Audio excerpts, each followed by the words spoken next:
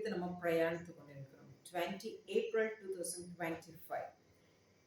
இன்றைய நாள் தேவனாகிய கர்த்தர் நம்மளை ஆசீர்வதித்து கொடுத்த ஒரு அற்புதமான ஒரு வாழ்க்கைக்குள்ள நடத்தி செல்கிற ஒரு நல்ல நாளாக இருக்கிறது. தேவனுடைய குமாரன் ஆண்டவராக இயேசு கிறிஸ்துவும் பிதாவாகிய தேவன் தாமே தம்முடைய ஒரே பேரான சொந்த குமாரன் என்று பாராமல் நமக்காக இந்த பூமியில அவரை பிறக்க செய்து அவர் நமக்காக வளர்ந்து தேவனுடைய ராஜ்யத்தின் காரியங்களை எல்லாம் கற்றுக் கொடுத்து நித்திய ஜீவனுக்குள்ள நம்மை பிரவேசிக்க செய்வதற்காக தன்னுடைய ஜீவனை நமக்காக அவர் என்ன பண்ணார்? கிருபாதார பலியாக அவர் அர்ப்பணித்தார். சிலுவையில நம்மளுடைய பாவங்கள் எல்லாம் மன்னிக்கப்படுவதற்காக நம்ம குட் ஃப்ரைடேல நம்ம கொஞ்சம் டீட்டெயில்டாகவே பார்த்தோம். ஆண்டவர் பார்த்துட்டீங்கன்னா மனிதனை உண்டாக்கினதுக்கு அவர் மனஸ்தாபப்பட்டார். ஏனென்றால் அவனுடைய இருதயத்தின் அந்த நினைவுகளின் தோற்றம் எல்லாம் மிகவும் அருவருப்பானதாக பொல்லாப்பானதாக இருக்கிறது என்று சொல்லி இது நம்ம ஆதி ஆகமத்திலேயே 3வது அதிகாரத்திலேயே நம்ம பார்த்தோம். அந்த குட் ஃப்ரைடே உடைய அந்த ப்ரோக்ராம்ல நீங்க பார்த்துட்டீங்கன்னா ரொம்ப டீட்டெயில்டா ரொம்ப அழகா ஆண்டவர் வந்து அதை எக்ஸ்பிளைன் பண்ணியிருக்கிறார். அப்போ அந்த சமயத்துல தேவன் வந்து பார்த்துட்டீங்கன்னா முதலாவதாக சகாலத்தின் பூமி மேல இருக்க எல்லா ஜீவராசிகளையும் மனிதர்களையும் என்ன பண்ணாரு? அவர் நிகிரகம் பண்ணினார். தென் அதற்கப்புறம் அவர் வந்து என்ன பண்ணினார்? மனஸ்தாபப்பட்டு இனி நான் ஒரே சமயத்துல சகலத்தையும் அழிப்பதில்லை என்று சொன்னார். ஹல்லேலூயா. அப்ப நோவாவுடைய அவர்களுடைய சந்ததியின் மூலமாக மறுபடியும் வந்து பெருகிற்று. அடுத்து பார்த்துட்டீங்கன்னா இதே போல ஒரு இன்சிடென்ட் நம்ம மோசேயினுடைய காலத்துல இஸ்ரேல் ஜனங்களை நடத்தி சென்று வருகிற அந்த காலத்துல அடிமைத்தனத்திலிருந்து 430 வருட அடிமைத்தனத்திலிருந்து மீட்டு எடுத்து கூட்டிக் கொண்டு வருகிறார். அப்போ அந்த செங்கடல்ல ஆண்டவருடைய அந்த கரத்தினுடைய வல்லமையினுடைய அந்த பராக்கிரமத்தை கண்டும் அவர்கள் எல்லாம் ரட்சிக்கப்பட்டும் தென் வனாந்தரத்துல அநேக காரியங்கள்ல அவங்க எப்படி தங்களை வந்து இழந்து போனார்கள்.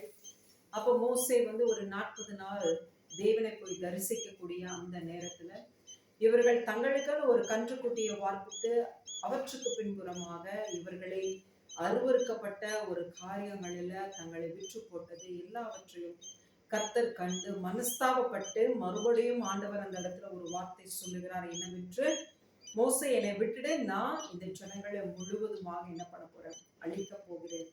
அப்போ அந்த இடத்துல முதல்ல சொல்லும்போது நோவா வந்து அவங்களுக்காக என்ன பண்ணல?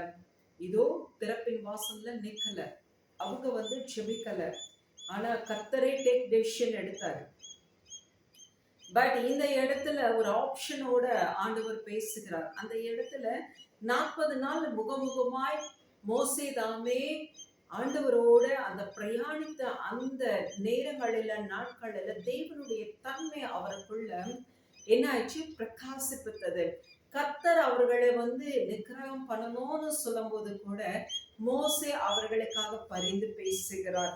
அப்போ ஒரு தகப்பனுடைய ஒரு நல்ல ஒரு இருதயம் அந்த மோசே இடத்துல தேவனுடைய நம்ம யார் கூட அதிகமா பழகுறோமோ அவங்களுடைய தன்மை நமக்கு வரும். சோ அந்த இடத்துல ரொம்ப அழகா அவர் செயல்பட்டாரு. அப்ப கர்த்தர் சொல்லுகிறாரு. அப்ப மோசே இந்த விஷயம் கூட நம்ம டீட்டெயிலா குட் ஃப்ரைடே அந்த ப்ரோக்ராம்ல நம்ம பார்ட் 1 பார்ட் 2 டீட்டெயிலா ஆண்டவர் வந்து பேசி இருக்கிறார். ஸோ இது வந்து கொஞ்சம் ஒரு ஷார்ட் அண்ட் கியூட்டான ஒரு ரீகால்காக தான் நம்ம இப்போ அதை கால் பண்றோம். நீங்க பார்க்கலைன்னா இப்போ அது பார்த்துட்டீங்கன்னா ரொம்ப டீட்டெயிலா தெரியும் ஆண்டவர் வந்து எதற்காக பூமியில வந்து பிறந்து வாழ்ந்து வளர்ந்து ஜீவனை கொடுத்தார் என்று சொல்லி. ஹல்லேலூயா. அப்ப பார்த்துட்டீங்கன்னா அவர் மோசே சொல்லுகிற, ஆண்டவரே இப்போ நீங்க வந்து ஜனங்களை அழித்தீரானால் அவங்களுடைய தேவனுக்கு அவங்களை காப்பாற்ற முடியல, அவங்களுக்கு திறன் இல்லை அப்படின்னு சொல்லி ரொம்ப கேவலமா எதிரிகள் பேசுவாங்க ஆண்டவரே அப்படின்னு சொன்னதுனால, அது மாத்திரமல்ல இவர் பரிதபித்து தன்னுடைய ஜனங்களுக்காக அவர் பரிந்து பேசினதுனால அவர் என்ன பண்ணாரு? மோசே மறுபடியும் சொல்றாரு, ஆண்டவரே இவர்களை நீங்க மன்னிக்கலைன்னா என்னுடைய பெயரை நீங்க என்ன பண்ணுங்க? மோசே சொல்றாரு, தன்னுடைய பெயரை ஜீவ புஸ்தகத்துல கிறுக்கி போடுங்கன்னு சொல்லும்போது கர்த்தர் அந்த இடத்துல பார்க்கிறார் அந்த கரிசனைய, அந்த அன்பை, அந்த பரிவை. அப்ப பார்த்துட்டீங்கன்னா அந்த பரிந்து பேசுகிற அந்த காரியத்தை அவர் பார்த்துட்டு என்ன பண்ணுகிறாரு, அவர் வந்து இல்ல இல்ல, நான் ஜீவபுஸ்தகத்துல இருந்து உன்னுடைய பெயரை கிறுக்கி போட மாட்டேன். யார் யாரெல்லாம் என்னென்ன காரியங்களினால என்னை மனஸ்தாபப்படுத்தினாங்களோ அவங்கள அவங்களுடைய கைகளின் கிரியைக்கு தக்க பலனாக அவங்களுடைய பெயரை தான் நான் கிறுக்கி போடுவேன்னு சொல்றாரு. ஃபைன். அடுத்து பார்த்துட்டீங்கன்னா ஆண்டவராகிய இயேசு கிறிஸ்து அதுக்கப்புறம் நிறைய அநேக தீர்க்கதரிசிகள் மூலமாக எழுப்புகிறார் கர்த்தர். அவர்கள் மூலமாக ஜனங்களிடத்துல இனியும் பாவம் செய்யாமல் இந்த பொல்லாத சிந்தனைகள், நினைவுகள், எண்ணங்கள், காரியங்கள் இருந்து அருவருக்கத்தக்க கிரியைகள் இருந்து விலகி இதோ சுத்தமா நன்மையான விதத்துல வாழ வேண்டும் என்று சொல்லும்போது அது எந்த ஜனங்கள் கேட்கிறதாவும் செயல்படுகிறதாவும் இல்லை. அப்போ இது நிமித்தம் என்ன ஆகுது, எண்ட் ஆஃப் த லைஃப் டிஃபால்ட்டா எங்க போகுது, நரகத்துக்கு ஏதுவாக தான் போகுது. சோ அதனால மோசே ஒரு மனிதனாக இருந்தே அவர் அந்த அளவுக்கு பரிதபித்தார் என்றால் அப்ப படைத்த நம்மளுடைய தேவன், இதுவும் வந்து குட் ஃப்ரைடே ப்ரோக்ராம்ல ரொம்ப டீட்டெயிலா அழகா வந்து ஆண்டவர் எக்ஸ்பிளைன் பண்ணியிருக்கிறார். உங்களுக்கும் தேவனுக்கும் என்ன உறவு, ஏன் அவர் உங்களுக்காக இவ்வளவு வந்து கரிசனையோட செயல்படணும். பெத்த அம்மாவுக்கும் பிள்ளைக்கும் உண்டான உறவு, தன் தகப்பனுக்கும் தன்னுடைய பிள்ளைக்கும் உண்டான உறவு, அவருடைய நாசி, அவருடைய ஜீவ சுவாசத்தை நம்மளுடைய நாசியில அவர் என்ன பண்ணியிருக்காரு, ஊதி இருக்கிறார். சோ பாத்துட்டீங்கன்னா சிலுவையில கூட அழகாக இயேசு கிறிஸ்து முதல்ல 7 வார்த்தைகள் பேசும்போது முதலாவது வார்த்தை பேசினது பிதாவே இவர்களை மன்னியும் என்று சொல்லிதான் அவர் பேசவே ஆரம்பிக்கிறார். தட் மீன்ஸ் ஆண்டவர் இந்த பூமியில வந்தது, பிறந்தது, வாழ்ந்தது, வளர்ந்தது, தன்னை அர்ப்பணித்தது என்ன காரணத்துக்கு என்றால் இந்த ஜனங்கள் எல்லாம் பாவம் செய்து செய்து பெருகி பெருகி இவருடைய வாழ்க்கை முடிவு என்ன ஆகுது, நித்திய ஜீவனுக்குள்ள போகிறதாக இல்லை. அதாவது படைத்த தேவன் அவர் அவருடைய ஜீவனை சுவாசத்தை நம்மளுடைய நாசில சுவாசமாக ஜீவ சுவாசமாக கொடுத்த அந்த நம்மளுடைய அந்த ஜீவனை, அந்த ஆவியை நம்ம எங்கதான் கொண்டு போகணும், மறுபடியும் நித்திய ஜீவன்குள்ள போய் நித்தியமா நம்ம வாழணும். நமக்கு கொடுத்த தேவனிடத்துலதான் திரும்பி போகணும். கரெக்ட். அது அல்லாமல் இந்த ஜீவன் வந்து நரகத்துக்கு போகும்போது அது யாருக்கு வழியும் வேதனையுமா இருக்கிறதுன்னா தேவனுக்கு. ஏன்னா அவர் தான் நம்மை படைத்தார், அவருக்கு தான், தகப்பனுக்கு தான் பிள்ளைகள் மேல அக்கறை. அதனாலதான் ஆண்டவர் பார்த்தாரு இவர்களை மறுபடியும் திருப்பி அவங்களை தூக்கி எடுக்கிறது என்ன வழி அப்படிங்கும் போது ஒரு பரிசுத்தம் உள்ள ரத்தம் இந்த பூமியிலே சிந்தப்பட வேண்டும் என்று சொல்லிதான். அது யார் அந்த பரிசுத்தம் உள்ளவர் அப்படிங்கும் போது கர்த்தராகிய இயேசு கிறிஸ்துவை. அப்ப ஆண்டவர் வந்து தேவன் என்ன பண்ணுகிறார், நிர்ணயம் பண்ணுகிறார். இது ஆதீனத்தினுடைய திட்டம். அதையும் நம்ம பார்த்தோம், எங்க பார்த்தோம், ஆதி ஆகமத்திலே பிகினிங்லேயே பார்க்கிறோம். அதுவும் அந்த குட் ஃப்ரைடேனுடைய அந்த ப்ரோக்ராம்ல டீட்டெயிலா ஆண்டவர் வந்து விளக்கி சொல்லி இருக்கிறார். அவர் உன் தலையை நசுக்குவார் என்று சொல்லி. அப்போ நம்மளை மீட்டெடுப்பதற்காக தான் கர்த்தர் வந்தார் பூமியில. அப்பவும் அவர் அவருடைய ஜீவன் பிரியும் போது அவர் எங்க இருந்து பிறந்து வந்தாரோ பிதாவினிடத்துலதான் அவர் பேசுகிறாரு. இதோ இந்த ஜனங்களுக்காக தான், இவர்களை எல்லாம் மீட்டெடுப்பதற்காக தான் இந்த வாழ்க்கையவே நீங்க கொடுத்து நம்மளை வந்து என்ன பண்ணிருக்கீங்க, இதோ ஒரு கிருபாதார வழியாக அர்ப்பணிக்கிறதுக்காக இந்த ஒரு பிரயாணத்தை நீங்க பிரயாணிக்க வச்சிருக்கீங்க. ஆனா இந்த காரியம் எல்லாம் இந்த பிள்ளைகளுக்கு தெரியாம இருக்கு, ஜனங்களுக்கு. ஆகையினால இவர்களை நீங்க என்ன பண்ணுங்க, மன்னிங்க அப்படின்னு சொன்னார். முதலாக சிலுவையில உயர்த்தப்பட்ட பின்னு பேசின முதல் வார்த்தை மன்னிங்க அப்படின்னு சொன்னார். கடைசி வார்த்தை பார்த்துட்டீங்கன்னா பிதாவே உம்மிடத்துல என்னுடைய ஆவியை ஒப்பு கொடுக்கிறேன் அப்படின்னாரு. கரெக்டா ஒரு ஜீவனை யார் கையில கொடுத்தார் பாருங்க, பிதாவினுடைய கரத்துல வந்து ஒப்பு கொடுத்தார். ஹல்லேலூயா. இதுதான் ஒரு மனிதனுடைய வாழ்க்கை எவ்விதமாக இருக்க வேண்டும் என்று சொல்லி நம்ம படைத்த தேவாதி தேவன் அவருடைய குமாரனை அனுப்பி நமக்காக வாழ்ந்து காண்பித்தார். ஹல்லேலூயா. அது மாத்திரமல்ல, நம்மளை இந்த பாவ வாழ்க்கையிலிருந்து நம்ம இதுவரைக்கும் செய்த பாவங்கள் எல்லாவற்றிலிருந்தும் நமக்கு அவருடைய திரு ரத்தத்தினால நம்மை கழுவி சுத்திகரித்து இதோ பார்த்துட்டீங்கன்னா நம்மளை நித்திய ஜீவனுக்குள்ள கொண்டு போகிறதுக்கு தான் அவர் வந்து தன்னையே அர்ப்பணித்தார். ஃபைன். இது எல்லாமே குட் ஃப்ரைடேனுடைய அந்த காரியங்கள்.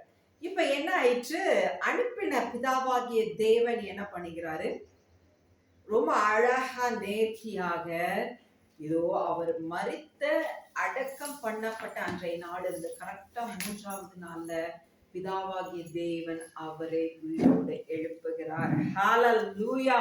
பாத்துட்டீங்கன்னா நம்ம ஆண்டவராக இயேசு கிறிஸ்து பூமியில பிறந்த நாள் முதல் கொண்டு ஆதி ஆகமத்துல இருந்து சொன்ன காரியங்கள்ல தீர்க்கதரிசிகள் மூலமாக பரிசுத்த ஆவியானவர் இதோ ஆண்டவராக இயேசு கிறிஸ்து வந்து பூமியில பிறப்பார், வளர்வார், தன்னையே ஜீவ பலியா ஒப்பு கொடுப்பார். இந்த காரியங்கள் எல்லாமே ரொம்ப நேர்த்தியாக தீர்க்க தரிசனங்கள் மூலமாக சொல்லப்பட்ட காரியங்கள். அதை நீங்க எல்லாருமே நல்லாவே கவனிச்சிருப்பீங்க. மத்தையும் நம்ம எடுத்து படிக்கும் போதே நமக்கு தெரிஞ்ச காரியங்களே அதுதான். தீர்க்க தரிசனங்கள் நிறைவேறத்தக்கதாக பாருங்க, நஸ்ரேயன் என்று அழைக்கப்படுகிறார் என்கிறதுக்காகவே அந்த வழியாகவே பிரயாணிக்கிறார்.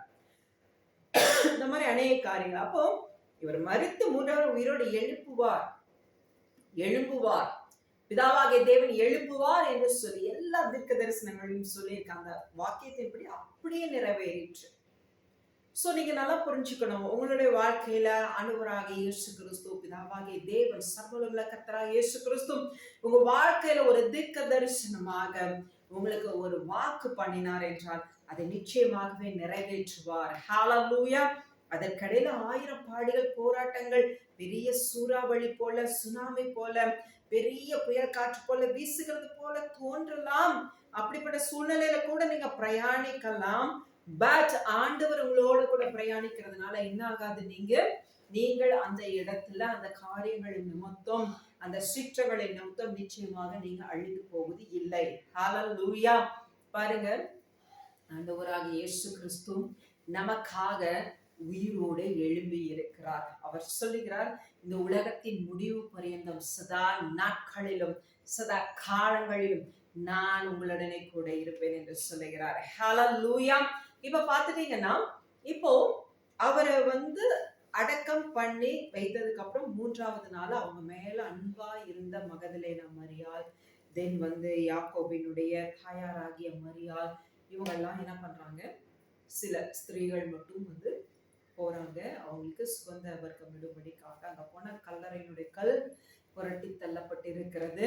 அந்த கல் எப்படி புரட்டி தள்ளப்பட்டது, இவங்க மகதலேனா மரியாள் போகும்போது யோசிக்கிறாங்க, நம்ம பெண்களாக இருக்கோம், நமக்கு அவ்வளவு சக்தி கிடையாது, நம்ம எப்படி அவ்வளவு பெரிய கற்பாறைய அந்த கல்லறையினுடைய அந்த வாயில எப்படி பண்ணிருப்பாங்க, பெரிய கற்பாறை வச்சுதான் அடைத்திருப்பாங்க. அவ்வளவு பெரிய கற்பாறையை நம்ம எப்படி தள்ள முடியும் யோசிச்சுதான் போறாங்க. ஆனா தேவன் என்ன பண்ணுகிறார், தன்னுடைய தூதனை அனுப்பி அந்த கற்பாறை என்ன பண்ணுகிறாரு, தள்ளுகிறார். அப்போ உள்ள போகும்போது பாத்துட்டீங்கன்னா, இதுல மத்தேயு, மார்க்கு, லூக்கா, யோவான் இந்த மாதிரி சுவிசேஷங்கள்ல நம்ம வாசிக்கும் போது அதுல பாத்துட்டீங்கன்னா நல்ல ஒரு காமனான ஃபேக்டர்ஸ் நம்மளால பார்க்க முடியும். அதுல இருந்து நம்ம அந்த உண்மைத்துவங்களை நம்ம ரொம்ப அழகா புரிந்து கொள்ள முடியும். அங்க உள்ள போனதுக்கு அப்புறம் பாத்துட்டீங்கன்னா, அந்த இடத்துல அடக்கம் பண்ணப்பட்ட, அதாவது அவரை படிக்க வைத்திருந்த அந்த இடத்துல ஆண்டவராகிய இயேசு கிறிஸ்து இல்லை. ஹalleluya. அந்த இடத்துல 2 தூதர்கள் இருக்கிறாங்க, தலைமாட்டிலும் கால் மாட்டிலும். அப்ப இந்த மகதலேனா மரியாள் போறாங்க. அங்க உள்ள போன ஒரு பெரிய பிரகாசம். அப்ப என்ன ஆகிறது, அந்த இடத்துல பாத்துட்டீங்கன்னா, இவங்க தங்களுடைய ஆண்டவரை காணுமே அப்படின்னு சொல்லி பார்க்கும்போது அந்த தூதர்கள் சொல்லுகிறாங்க என்னன்னு சொல்லி, இதோ உயிரோடு இருக்கிறவரை மரித்தோர் இருக்கிற இடத்துல நீங்க தேடுகிறது என்ன, அவர் இங்க இல்லை. என்ன பண்ணாரு, அவர் மரித்தோரிலிருந்து உயிர் தெளிந்து விட்டார். ரொம்ப அழகா சொல்றாங்க. ஹalleluya. பாத்துட்டீங்கன்னா, இதுதான் மத்தேயுலும் இருக்கு, மார்க்குலயும் இருக்கு, உங்களுக்கு யோவான்லயும் இருக்கு, லூக்காவிலையும் இருக்கு. ரொம்ப அழகா சொல்லுகிறாங்க. அதாவது உயிரோடு இருக்கிறவரை மரித்தோர் இருக்கிற இடத்துல நீங்க எப்படி தேடலாம், அவர் மரித்தோரிலிருந்து உயிரோடு எழுந்து விட்டார். கலிலேயாவில் நீங்க இருக்கும்போது அவர் உங்களுக்கு சொன்னது உங்களுக்கு ஞாபகம் இருக்கிறதா அப்படின்னு சொல்லி அவங்க சொல்லுகிறாங்க. அடுத்து பாத்துட்டீங்கன்னா, இன்னொரு சுவிசேஷத்துல சொல்லியிருக்காங்க, மகதலேனா மரியாள் பாக்குறாங்க, கண்டகனுடைய கல்லு புரட்டி தள்ளப்பட்டு இருக்கிறது. இவங்க நேரா ஓடி போய் பேதுரு கிட்டையும் இதோ யோவான் கிட்டையும் பேசுகிறாங்க. என்னன்னு சொல்லிட்டு, இந்த மாதிரி ஆண்டவர் என்ன ஆயிட்டாரு, இதோ அந்த இடத்துல இல்ல, கல்லனுடைய கல் புரட்டி தள்ளப்பட்டு இருக்குன்னு சொன்னோன்னே, அப்ப பேதுரு யோவான் வேகமா ஓடி வராங்க. ஆனா பேதுருவை காட்டி யோவான் வேகமா ஓடி வராங்க. ஆனாலும் அந்த இடத்துல கல்லறை வாசல் வரைக்கும் யோவான் உள்ள போகல, பேதுரு தான் உள்ள போறாரு. அப்ப அவர் உள்ள போய் பார்க்கும்போதும் அந்த இடத்துல அவர் இல்லை. அடுத்து பார்த்துட்டீங்கன்னா அவர் உயிரோடு எழும்பி இருக்கிறாருங்கிறத அந்த இடத்துல வந்து ரொம்ப அழகா கோட் பண்ணி சொல்லப்பட்ட காரியம். அடுத்தது இன்னொரு தருணத்துல பார்த்துட்டீங்கன்னா இங்க வந்து அழகா எக்ஸ்பிளைன் பண்ணியிருக்காங்க. மகதலேனா மரியாள் வந்து என்ன பண்றாங்க, உள்ள எட்டி பார்த்ததுக்கு அப்புறம் அந்த 2 தூதர்களும் சொல்றாங்க, இந்த இடத்துல இல்ல, அவர் உயிரோடு எழுப்பிட்டாரு. கலிலேயாவுல இருக்கும்போது உங்களுக்கு சொன்னார்ல, உங்களுக்கு ஞாபகம் இருக்கான்னு சொன்னேன். அப்போ அவர் வந்து மகதலேனா மரியாள் வந்து பார்த்துட்டீங்கன்னா அங்க உள்ள இல்லைன்னு பார்த்தோன்னே அங்க இருக்கிறவங்ககிட்ட கேட்குறாங்க, எங்க ஆண்டவருடைய சரீரத்தை நீங்க எங்கேயாவது வச்சிருக்கீங்களா, இல்லாட்டி எங்கேயாவது இருக்கிற இடம் உங்களுக்கு தெரியுமா அப்படின்னு கேட்டுட்டு அவங்க வந்து கேட்டுட்டு இவங்க வந்து திரும்பி பார்க்குறாங்க. அந்த இடத்துல வந்து இயேசு கிறிஸ்து வந்து நிற்கிறாரு. இயேசு கிறிஸ்து நிற்கும் போது பார்த்துட்டீங்கன்னா அவர் வந்து கூப்பிட்டு இவங்க நினைச்சுக்கிட்டாங்க அவங்க ஒரு தோட்டத்துக்காரர்னு சொல்லிட்டு. இப்ப தோட்டத்துக்காரரே, ஐயா நீங்க வந்து எங்க ஆண்டவருடைய சரீரத்தை எடுத்திருப்பீரானால் எங்கே வைத்திருக்கிறீர் என்று சொல்லுங்கன்னு சொல்லும்போது ஆண்டவர் கூப்பிடுறாரு, மரியாளே. அப்ப அந்த வாய்ஸ் கேட்டோம்னா, ஓ இவர் தான் என்னுடைய ஆண்டவர் அப்படின்னு சொல்லி ரபூனி அப்படிங்கிறாங்க, போதகரே என்று அர்த்தம். ஹல்லேலூயா. அடுத்து பார்த்துட்டீங்கன்னா அப்போ அவர் சொல்றாரு, நீ என்ன தொட வேண்டாம், நான் வந்து என்னுடைய பிதாவினிடத்திலும் உங்களுடைய பிதாவினிடத்திலும் என்னுடைய தேவனிடத்திலும் உங்களுடைய தேவனிடத்திலும் நான் கடந்து செல்ல வேண்டும் அப்படின்னு சொல்லிட்டு ரொம்ப அழகா சொல்லுகிறார். தென் பார்த்துட்டீங்கன்னா இதை நீ போயிட்டு நம்மளுடைய சகோதரர்கிட்ட சொல்லு அப்படின்னு சொல்லி, அதே போல பேதுரு கிட்டையும் வந்து அங்க இருக்கிறக்கூடிய எல்லா சீஷர்களிடத்திலையும் இந்த மகதலேனா போயிட்டு சொல்றாங்க, ஆண்டவரை நான் பார்த்தேன், அவர் என்னிடத்துல பேசினார் என்று சொல்லி.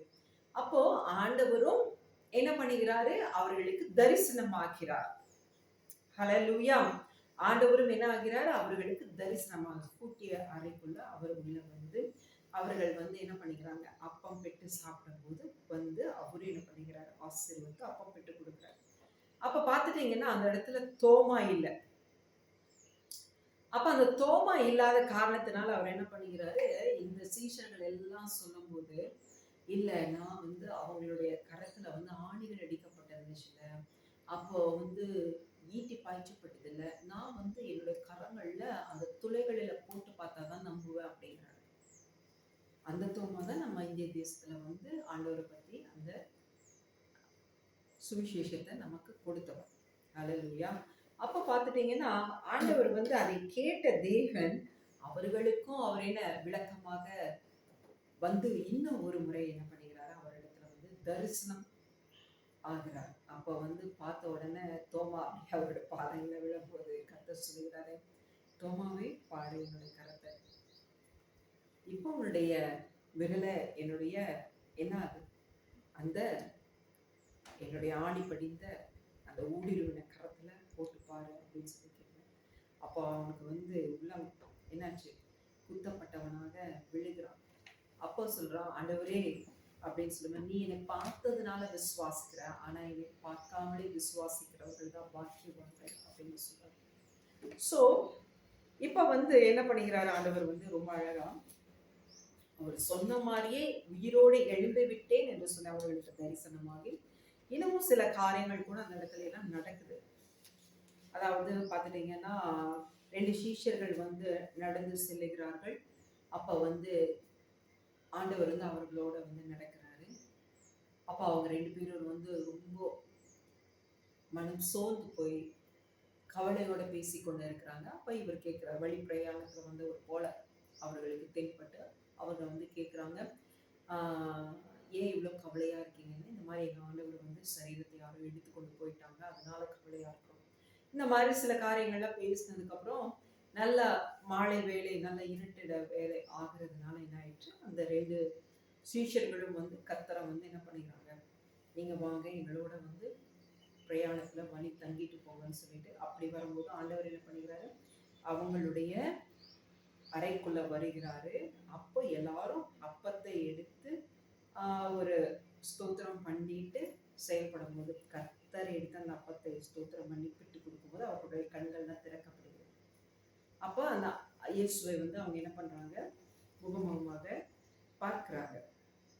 அப்போ அவர் சொல்லுகிறாரு, அவரும் சாப்பிடுகிறாரு. பாருங்க, ஒரு ஆவிக்கு இவ்விதமான என்ன இருக்காது, இப்படி சாப்பிடக்கூடிய தன்மையோ, இப்போ உங்களிடத்தில் நீங்க என்னை தொடுக்கிறீங்க, இந்த உணர்தலோ இருக்காது, ஸ்பைஸ். ஆனா ஆண்டவர் பிதாவாகிய தேவன் என்னை உயிரோடு